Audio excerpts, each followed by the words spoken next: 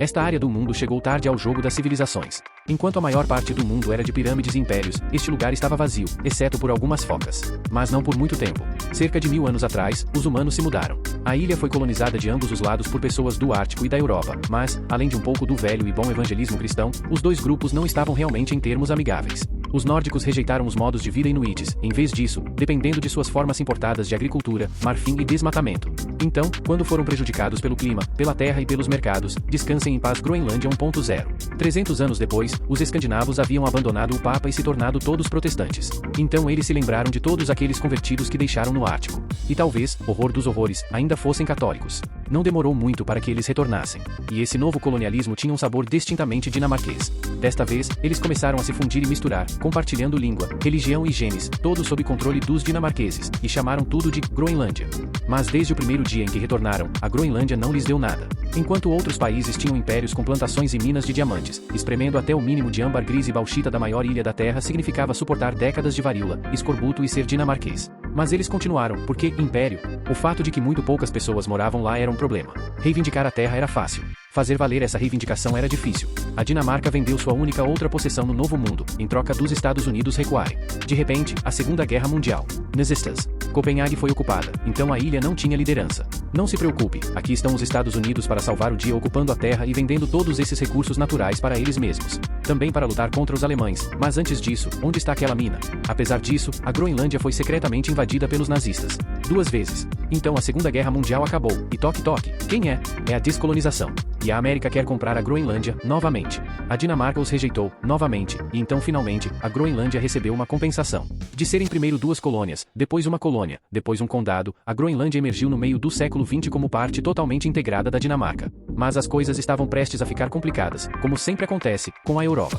Como qualquer povo colonizado respeitável, os groenlandeses dependiam fortemente de um pequeno número de recursos, como halibut, arinca e camarões, comumente conhecidos como peixe, que significa, poxa, estou com tanta fome. Exatamente o que os groenlandeses disseram quando a Dinamarca, contra os desejos da Groenlândia, se juntou à comunidade europeia e, ao fazer isso, concordou em abrir zonas de pesca exclusivas para a concorrência e limitar sua captura total. Quando você realmente analisa os detalhes, não parece tão ruim.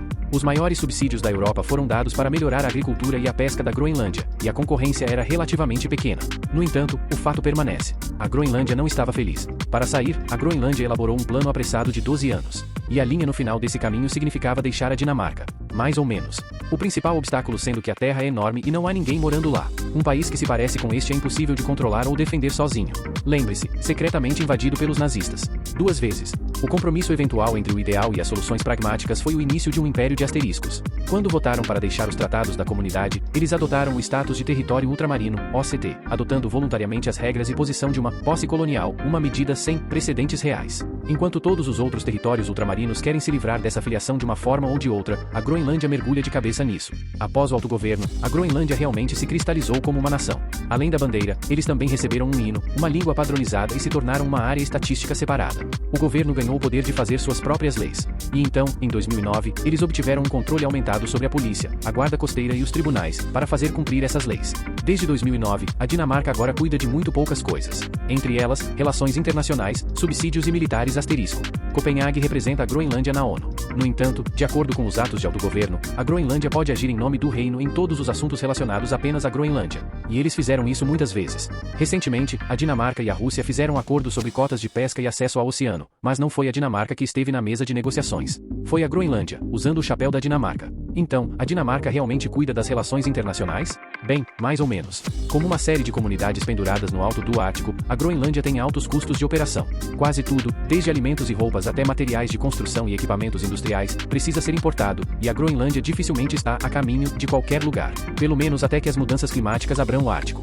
Tem a menor densidade populacional e a maior linha costeira por pessoa em qualquer lugar do mundo. Não possui ferrovias, nem mesmo estradas entre cidades. Os ônus do território pesam pesado sobre a Groenlândia. Como a parte financeiramente responsável, a Dinamarca fornece subsídios para superar esses problemas. No entanto, apenas porque a Groenlândia não tem sua própria renda não significa que não seja rica.